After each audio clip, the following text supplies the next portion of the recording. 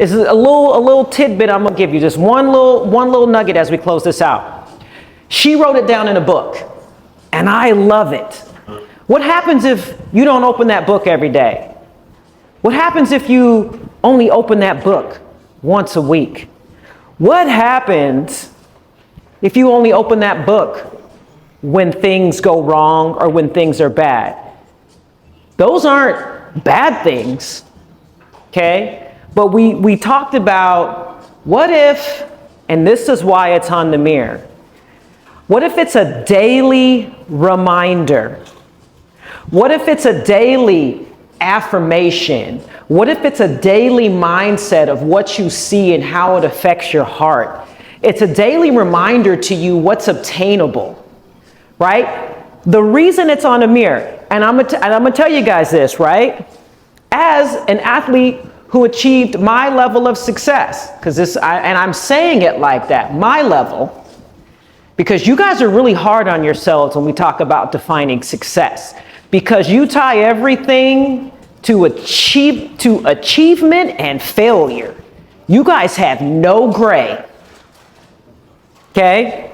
And I want you to own the gray area, okay? Because what we're talking about is forming habits. So, one, on the mirror, you're reminding yourself.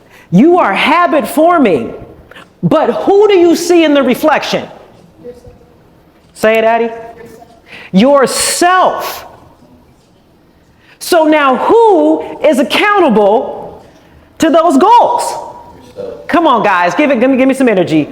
Is it your friends? Woo, the peer group that you listen to the strongest? Yourself. So seeing it, preacher man, is believing it, knowing it's obtainable. See, you guys all know the words. So as we continue to go down these questions of the day, this is why we don't want to repeat.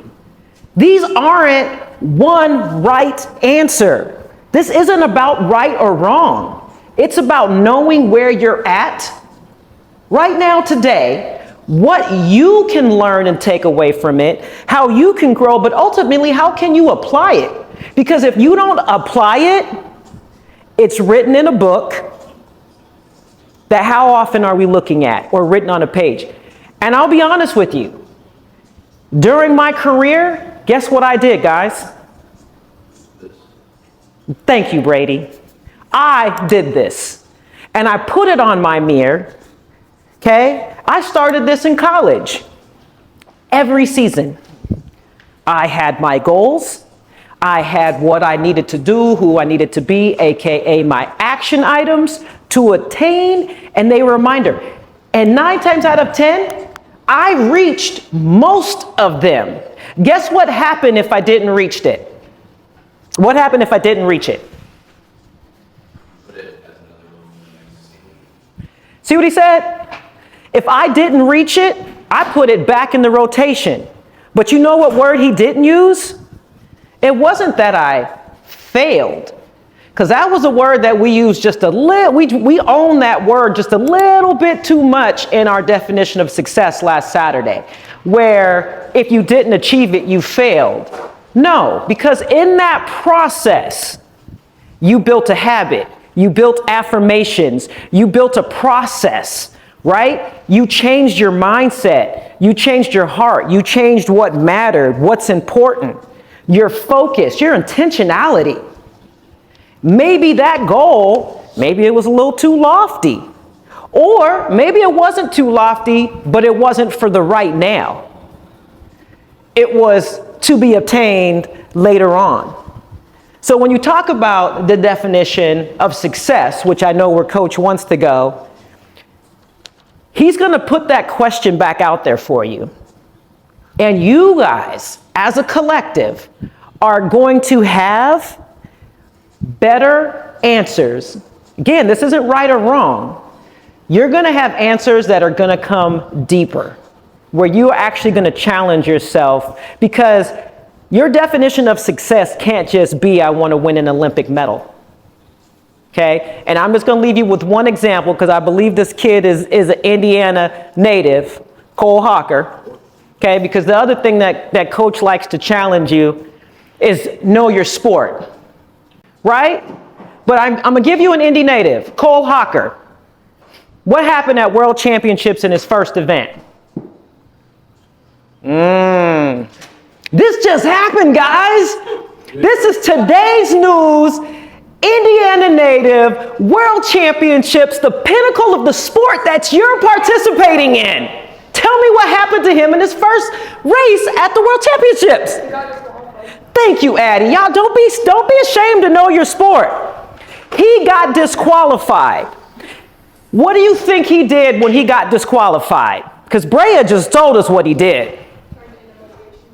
Say it, Addie. Someone's got to preach. Coach and I can't be the only ones talking to y'all. He turned it into motivation. In the event that everyone had him predicted to win, he got DQ'd. He turned it into motivation.